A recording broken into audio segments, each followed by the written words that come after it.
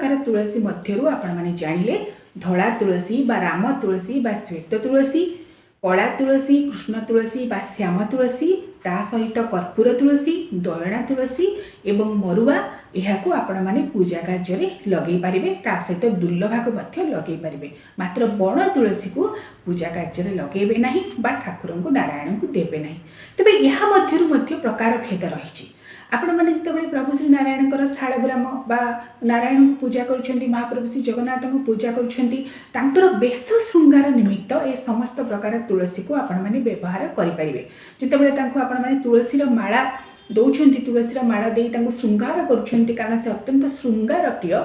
पत्रं पुष्पं फलं तोयं न्याय जेपरी भाव में पत्र पुष्प फूल फल से संतुष्ट हो जाती सेपरी श्रृंगार अत्यंत प्रिय। अलंकार प्रिय विष्णु से अलंकार सुनार अलंकार होता हीरा रूपा विविध प्रकार मोतीमाणिक्यर अलंकार होता बा पत्र फूलर अलंकार होता सी होती श्रृंगार प्रिय। तेणु जितेबाला आपने बेश करेंगे से सब तुलसीर व्यवहार आपरे जद्वारा से अत्यंत संतुष्ट हे। मात्र जिते पूजा करेंगे जिते भोग नैवेद्य समर्पण करेंगे से आपण मैंने केवल धला तुलसी बा जहाँ को आम राम तुलसी बा श्वेत तुलसी बोली कहूछे एवं ता सहित श्याम तुलसी बा कृष्ण तुलसी बा कला तुलसी यही दुई प्रकार तुलसीर व्यवहार करेंगे। जितेबाला आपने पानी छड़ेबे भोग नैवेद्य बाढ़े पूजा कार्य यही दुई तुलसीर मुख्यतः व्यवहार करा जाय था।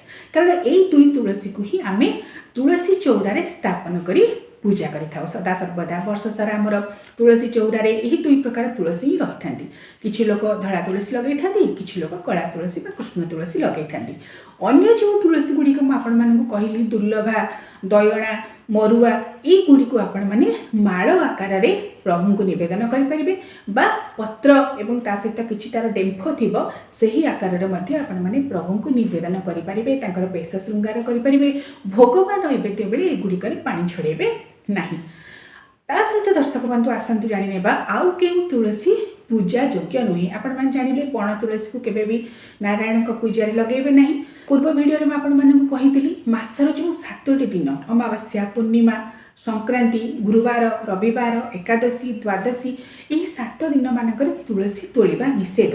तेबे आमर शास्त्र मध्य कही देव पूजा निमित्त देव पूजार्थे जदि आपण माने तुलसी यही निषेध दिन मानक तोड़ुछंती ताहा मध्य दोषावह नुहे। अर्थात यही निषेध दिन मानक जदि आपण माने नारायण पूजा पाई तुलसी तोड़े माँ तुलसी को क्षमा प्रार्थना करी जदि तुलसी तोड़ुछंती एवं नारायण को पूजा निमित्त तोड़ुछंती ताहा मध्य दोषावह नुहे।